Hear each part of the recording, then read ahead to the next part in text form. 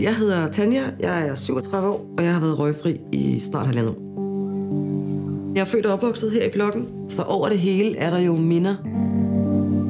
Jeg havde stjålet et par cigaretter fra min mor, og så gik vi ned i kælderen og gemte os i et kælderrum. Jeg tror, vi havde røget 1 cigaret, og så da vi røg cigaret nummer 2, så kom der et ældre ægtepar i kælderen. Og så kunne de jo lugte røgen. Alt lugter jo. Tøj, hår og alt. En af de vigtigste ting ved rygestoppet, det er den nærhed, jeg har fået til min datter. Hun har lyst til at give mig et kram, fordi mor lugter ikke af røg. Jeg har jo oplevet, at hun vil mig lige pludselig. Min datter, hun vil mig. Så det bekræfter mig, at det skulle jeg have gjort for længe siden. Jeg blev født herop, og så inden jeg var et halvt år, så flyttede min mor ned i den lejlighed. Så har jeg selv boet i den lejlighed, og min søster boede i den lejlighed, og nu bor jeg i den lejlighed. Og så er det her kælderen, hvor vi røg i smug.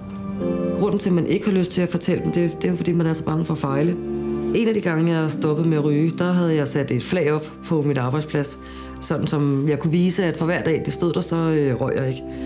Og så var der en dag, hvor jeg var nødt til at fjerne flaget, der kom om morgenen. Det var en rigtig ufed følelse.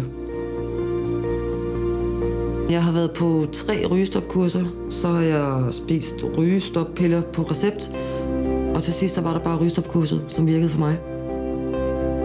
Og et eller andet sted, så skal man jo bare blive ved, indtil du finder den måde, der hjælper lige præcis dig. Der, hvor folk har lagt mærke til det, det er folk, som ikke har set mig længe. De siger, min hud, min ansigtshud, ser helt anderledes ud. Min kærestes bror kom efter, at jeg ikke har set ham i 3 måneder. Han sagde, at jeg så 10 år yngre ud. Så var jeg glad. Få gratis hjælp til at kvitte smøgerne på 80 3x31. Så har du 5 gange større chance for at blive røgfri.